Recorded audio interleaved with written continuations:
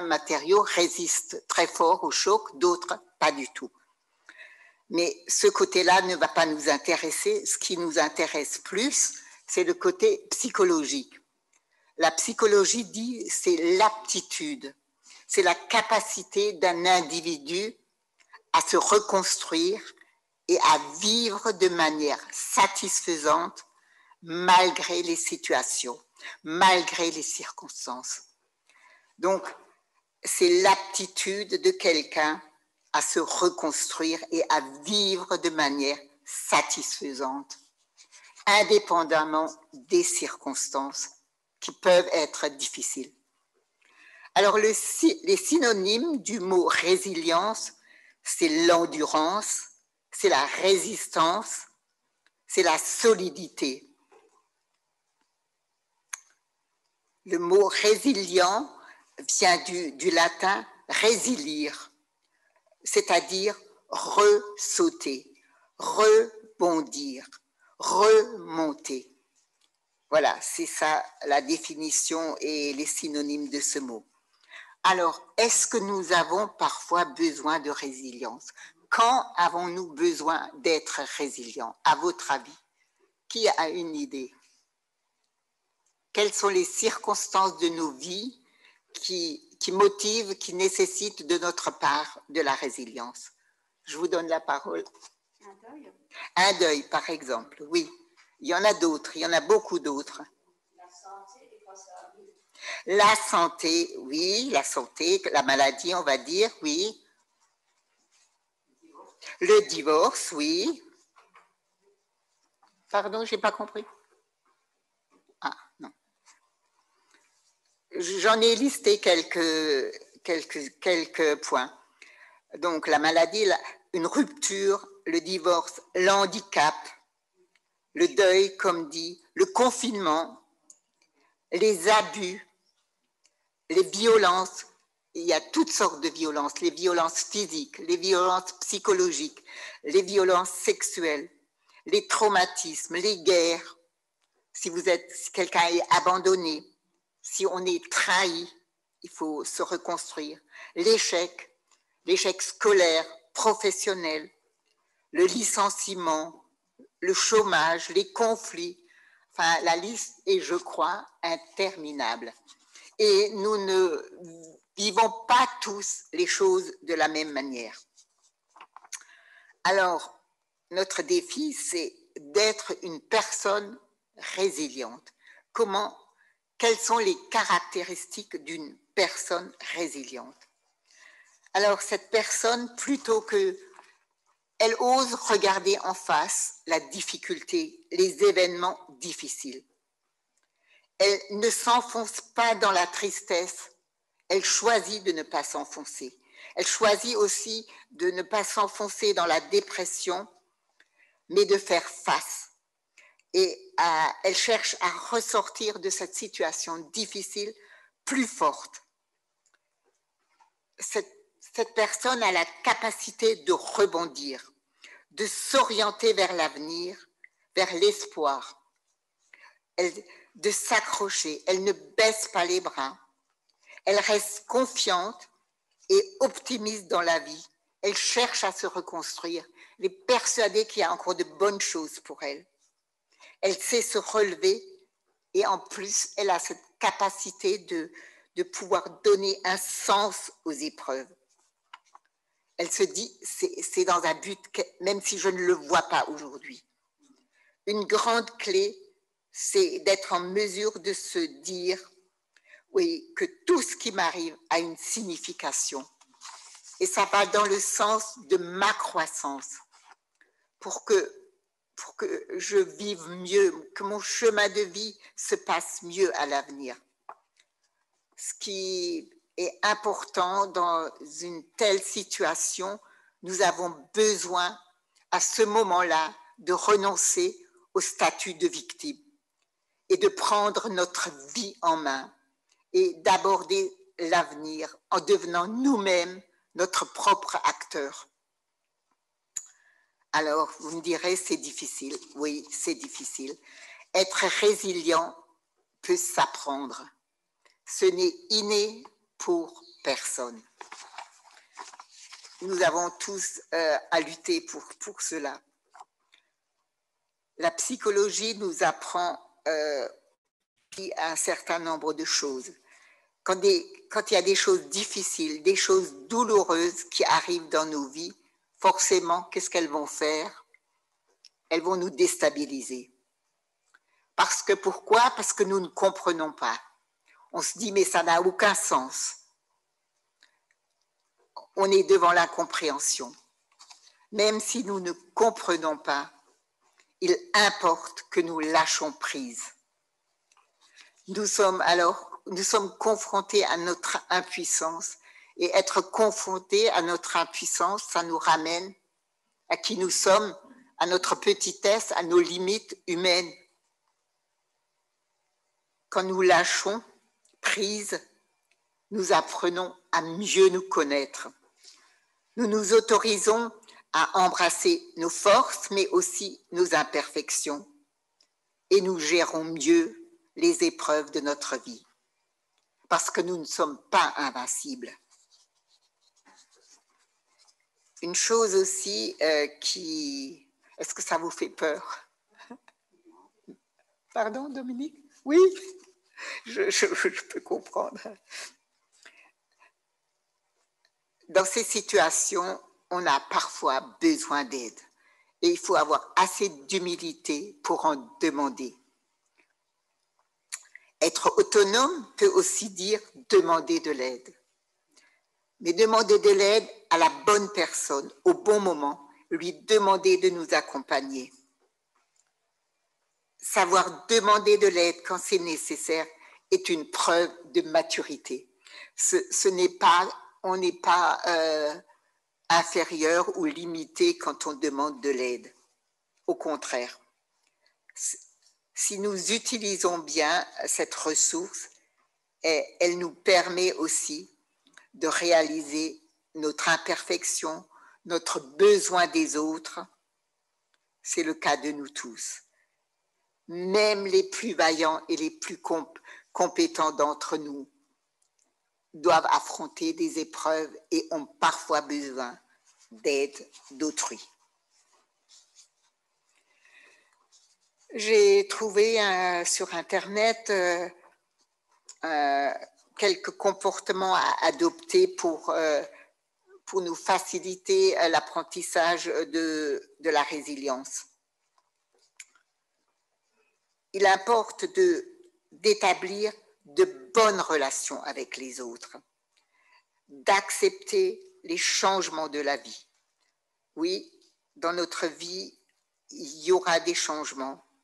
Certaines circonstances, par exemple la perte d'un proche, on ne pourra jamais les changer. Acceptons que la vie n'est pas un problème insurmontable. Ça aussi, on a besoin de l'accepter. Nous fixer des objectifs. Si nous n'avons pas d'objectifs, si nous n'avons pas de raison de vivre, de survivre, comment voulez-vous qu'on avance? Parfois, il faut prendre, ça nécessite des décisions importantes. Par exemple, et assumer ces décisions, sortir de relations toxiques. Est-ce que vous savez ce que c'est des relations toxiques? Ce sont des relations qui nous font du mal et qui nous blessent constamment. Et on a besoin de sortir de ça et de couper certaines relations qui sont néfastes, qui nous détruisent plus qu'elles nous aident.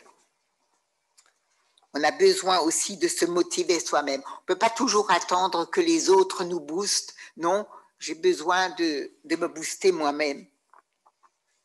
Et aussi savoir demander de l'aide, s'ouvrir, ne pas avoir peur de parler. Voilà, c'était un peu l'approche psychologique, l'approche humaine. On va la laisser de côté maintenant et on va voir ce que la parole de Dieu nous dit, ce que la Bible nous dit. Est-ce que la Bible parle aussi de personnes résilientes, à votre avis? Vous en connaissez certaines? Par exemple, j'écoute. Anne, oui. En connaissez-vous d'autres? David, oui. Oui. Le roi David. Oui, l'apôtre Paul, oui. Moïse, oui. Joseph, oui. Il y a aussi Ruth, il y a la reine Esther. Ruth, la Moabite, la reine Esther. Voilà. Alors moi, je me suis arrêtée sur Joseph. Et je me suis dit, Joseph est un bon exemple de personne résiliente, de personne qui a fait preuve de résilience. Alors, est-ce que tout le monde connaît Joseph, le Joseph de la Bible? Alors, je le présente courtement, donc ça remonte à une époque reculée naturellement, puisque nous parlons de la Bible. Joseph est le fils préféré de son père. Il est né dans sa vieillesse, après la longue stérilité de Rachel. Et au moment de la naissance de Joseph, Jacob avait déjà 10 fils de 3 femmes différentes. Alors, quelle famille! Quelle famille! C'était une famille dysfonctionnelle, avec beaucoup de rivalité. Bon, ça c'est un peu le contexte. On s'attarde maintenant un peu sur les grandes lignes de la vie de Joseph. Joseph a eu beaucoup d'affection de la part de son père. Il est le fils que Rachel, elle aussi, l'a préféré, enfanta à Jacob. Forcément, ce fils, ce garçon, a eu des privilèges.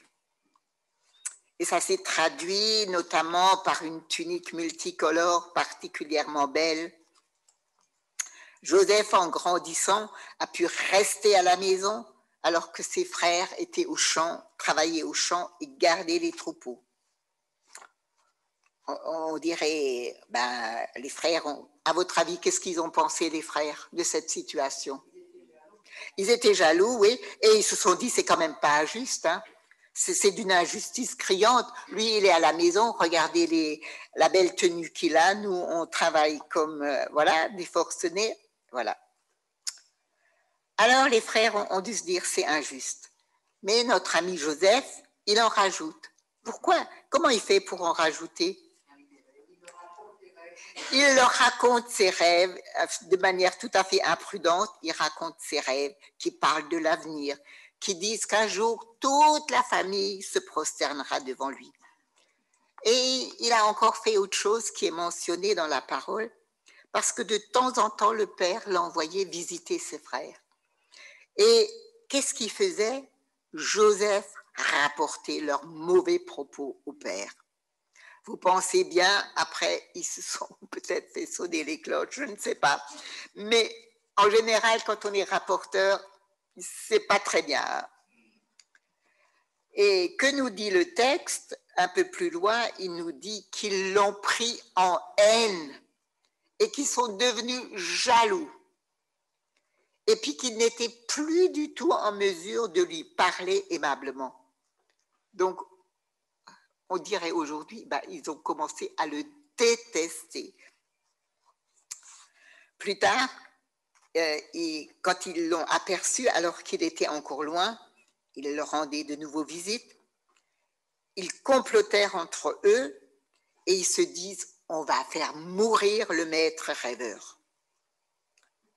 Le maître rêveur était l'envoyé du Père. Sa mission, rendre visite à ses frères et ramener des nouvelles à la maison. Donc il est arrivé, il les a trouvés et ils ont commencé à le maltraiter, à lui arracher sa tunique, à le jeter dans une citerne sans eau. Pendant ce temps, après, eux, ils se sont mis à manger et à boire, contents de leur exploit. Cependant, dans la tribu, il y en avait un, l'aîné, Ruben. Ruben s'est dit, je vais le sortir de cette citerne et je vais le renvoyer au père. Peut-être qu'il se sentait quand même un peu coupable, vu qu'il était l'aîné, on ne sait pas. Mais les autres ont vu une caravane d'Ismaélites qui partait en direction de l'Égypte, et ils ont eu l'opportunité de le vendre pour 20 pièces d'argent. 20 pièces d'argent, vous savez ce que ça représentait, la valeur d'un esclave. Donc ils ont vendu leur frère comme un esclave, en tant qu'esclave. Quand ils ont vu cette caravane, ils n'ont pas su résister. Joseph est en route pour l'Égypte. La belle tunique fut trempée dans du sang et envoyée au père avec ce message: voilà ce que nous avons trouvé. Rude, hein? Rude. C'est ainsi que Joseph arrive en Égypte, loin de sa famille, et vendu une seconde fois, cette fois à Potiphar. Potiphar, chef des gardes de Pharaon. Comment transformer, comment surmonter toutes ces injustices? Comment Joseph peut-il devenir résilient avec tout ce qui lui tombe dessus à présent? La Bible ne nous donne pas trop d'explications, mais elle nous dit, le texte nous apprend que Dieu a béni la maison de son maître à cause de lui. Dieu a béni la maison de son maître. Alors, je me suis demandé si à la suite de cette bénédiction, où c'était flagrant que cette maison était bénie, si Joseph s'est mis à rêver. Il a repensé à ses rêves d'autrefois, que toute sa famille va se prosterner devant lui. On ne sait pas. Cependant, notre ami Joseph n'était pas au bout de ses peines. Suite au comportement injuste et au mensonge de Madame Potiphar, donc la maîtresse de maison, Joseph est mis en prison. Personne n'a plaidé sa cause. Cette fois-ci, tout semble fini, et pour de bon, vous êtes d'accord?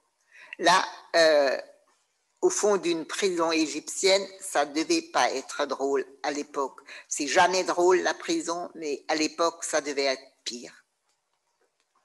Personne ne l'a défendu, même Dieu est resté silencieux. Parfois, ça peut nous déstabiliser que Dieu aussi reste silencieux. Que s'est-il passé en prison?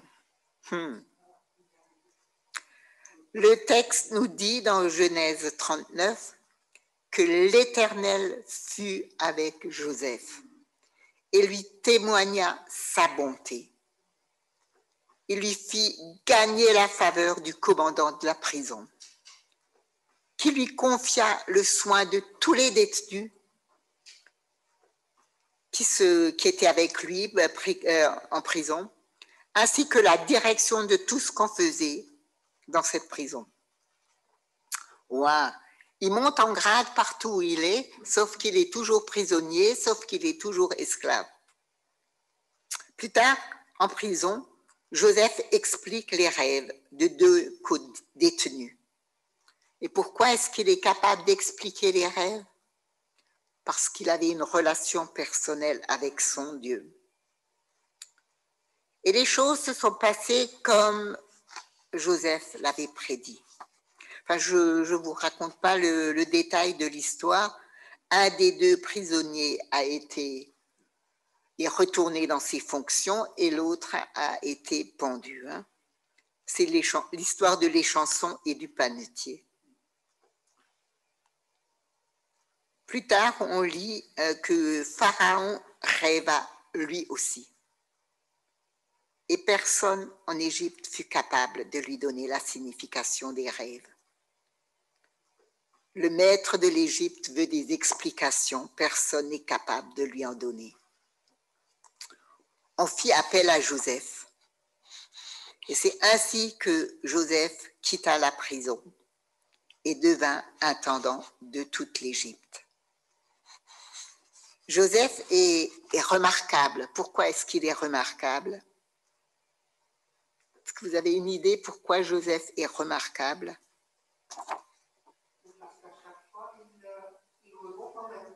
Il rebond, oui. Et puis chaque fois, partout où il est, il gagne la faveur de ses maîtres.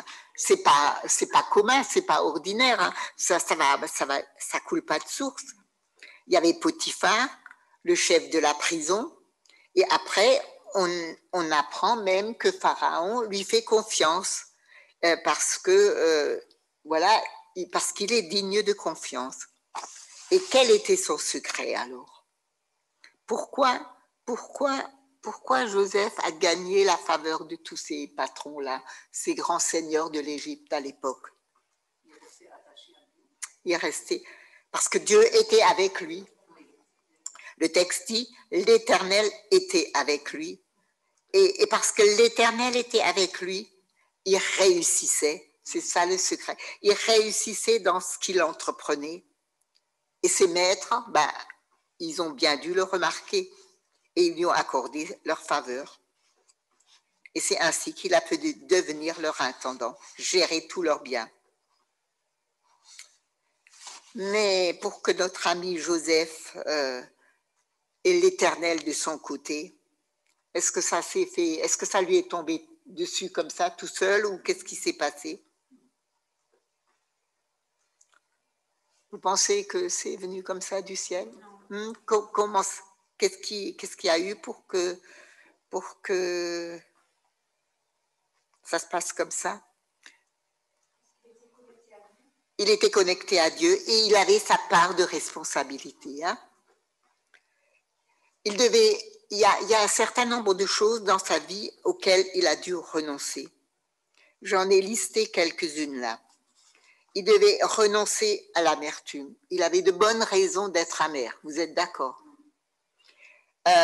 Il a dû renoncer à la vengeance. Là aussi, on aurait eu envie de se venger. Hein? À la colère. Il ne pouvait même pas se considérer comme une victime, ni être dans la plainte et les lamentations, dire on me méprise, on n'a que de la haine à mon égard. Il devait aussi, devait aussi faire face à la violence de ses frères qui lui ont fait subir, qui l'ont maltraité, qui l'ont jeté dans une citerne, qui l'ont vendu comme esclave, être vendu en tant qu'esclave par les propres frères. Il a donc subi beaucoup d'injustices. Et il devait, pour que Dieu puisse vraiment le bénir, il devait pardonner à ses frères. Et je pense ce qu'il avait à leur pardonner, c'était pas peu de choses. Je ne sais pas si vous pouvez être d'accord. Humainement, qu'est-ce qu'il avait perdu humainement? Tout. C'est super bien dit, Nicole. Tout. Et quand on dit quoi, c'est quoi tout? Son statut social. Son statut social, tout à fait. Sa famille, son pays, sa dignité, son statut aussi de fils préféré. Dorénavant, il était étranger, esclave, sans aucun avenir. Vous êtes d'accord? Il devait aussi pardonner à Madame Potiphar parce qu'elle a voulu abuser de lui et aux mensonges qui en ont suivi. Il devait aussi pardonner à Les Chansons, qui a été restauré dans sa fonction et qu'il a oublié une fois qu'il était libéré. Et il y a eu pas mal de choses à pardonner et pas des choses toutes simples. Cependant, il a su rebondir, réagir au lieu de subir. Réagir au lieu de subir. Il aurait pu subir passivement tous ces torts et les laisser tourner en boucle. Vous savez, parfois, il y a des choses qui tournent en boucle dans vos têtes où ça ne m'arrive qu'à moi. Est-ce que ça arrive à d'autres? Oui, oui. Oui, oui. Tu dois avoir un ressentiment vis-à-vis de Dieu aussi. Bah, bien sûr, parce que Dieu, oui, tout à fait, Chantal. Même Dieu lui-même n'est pas intervenu, n'a rien fait pour le sortir de là. C'est ce qu'il avait à pardonner, ce qu'il avait à dépasser, c'était certainement pas facile. Cependant, d'après tout ce que nous lisons aussi par la suite, il eut la victoire. Parce que plus tard, quand il a retrouvé ses frères, vous savez ce qu'il leur a dit? Ne vous tourmentez pas et ne vous accablez pas de remords de m'avoir vendu comme esclave. C'est pour vous sauver la vie que Dieu m'a envoyé devant vous. Il fallait le dire quand même. Je ne sais pas si moi j'aurais été prête à dire ça. Les frères ont dû se dire, ah, il n'a rien perdu de son orgueil. Oui, c'est ça, c'est ça. Oui, Chantal dit, les frères ont dû penser qu'il n'a rien perdu de son orgueil, sauf qu'il était arrivé au statut d'intendant de toute l'Égypte et qu'il avait tout pouvoir, qu'il était le second de Pharaon. Quand même, il était monté en grade depuis le statut d'esclave et d'étranger. Oui, c'est sûr. Et nous, est-ce que nous, on veut aussi, est-ce que nous, on veut avancer? Qu'est-ce que nous, on veut faire?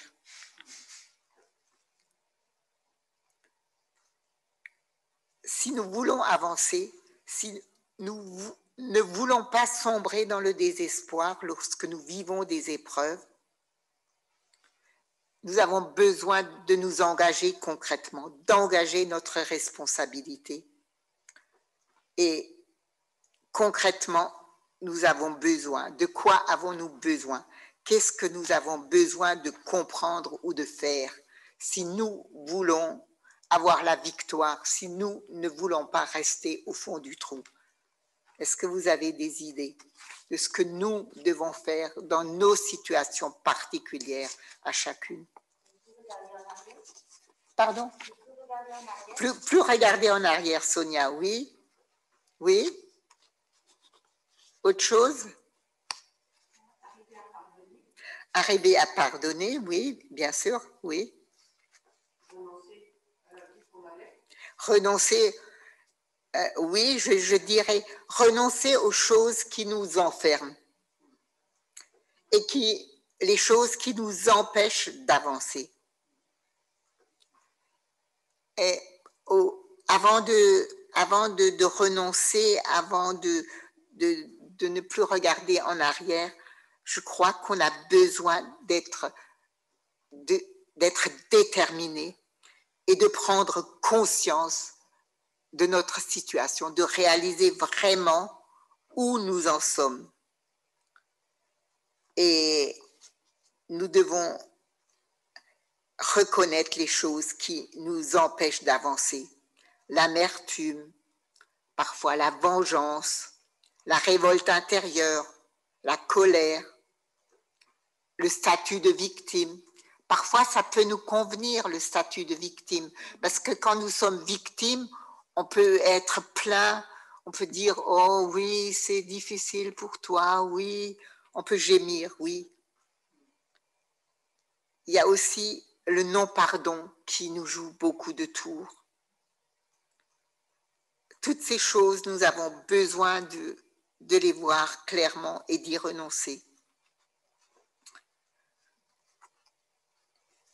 Il me semble aussi qu'il est impératif que nous acceptons que ce que nous ne pouvons pas changer, nous avons besoin de l'accepter. Il y a des choses que nous ne pouvons pas changer dans nos vies, qui sont immuables, qui ne sont pas liées à personne. Si vous perdez un proche, ben, ça ne changera jamais. Si vous ne l'acceptez pas, vous vous braquez contre, ça ne vous aidera pas. Nous devons accepter ce que nous ne pouvons pas changer. Ici-bas, c'est comme ça. Mais nous devons aussi changer ce que nous pouvons changer. Il y a des choses que nous pouvons changer. Nous avons besoin aussi de lâcher notre fardeau. Vous savez, ce paquet qu'on traîne avec nous parfois, de le lâcher et de le déposer à la croix. De faire confiance à Dieu qui est tout-puissant et de croire qu'il veut notre bien. La résilience et la détermination à surmonter, à dépasser les circonstances difficiles, incompréhensibles de nos vies. Joseph est un exemple à la gloire de Dieu. Dieu qui était fidèle, Dieu qui ne l'a pas abandonné. Et je terminerai avec 3 versets. Dans le psaume 18, verset 30, il est dit « Avec mon Dieu, je franchis la muraille. Avec mon Dieu, c'est possible. » Dans 2 Chroniques 32, verset 8, il y a un verset qui dit « Avec nous est l'Éternel notre Dieu, pour nous aider et pour combattre tous nos combats. » J'aime beaucoup ce verset. 2 Chroniques 32, verset 8. Mais c'est la version Darby, là, parce que c'est dans Second ou dans Semeur, c'est différent, tu verras, si tu le cherches. Mais j'aime beaucoup qu'avec nous, on peut s'appuyer là-dessus, qu'avec nous est l'Éternel, notre Dieu, pour nous aider et pour combattre tous nos combats. Et un dernier verset dans Apocalypse, enfin 2 versets, les 2 derniers versets, je vais vous les lire. 21, 3 et 4. C'est vraiment là notre espérance.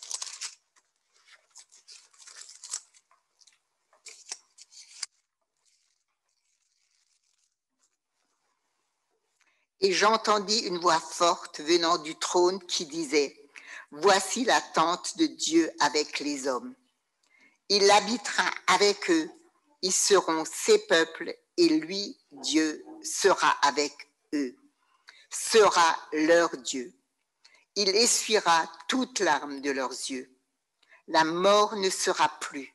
Il n'y aura plus ni deuil, ni plainte, ni souffrance, car ce qui était autrefois a définitivement disparu. » Je trouve que c'est une espérance que seuls les chrétiens ont, que la souffrance, elle prendra fin un jour et que Dieu sera notre Dieu et il n'y aura plus de deuil, plus de souffrance, plus de larmes.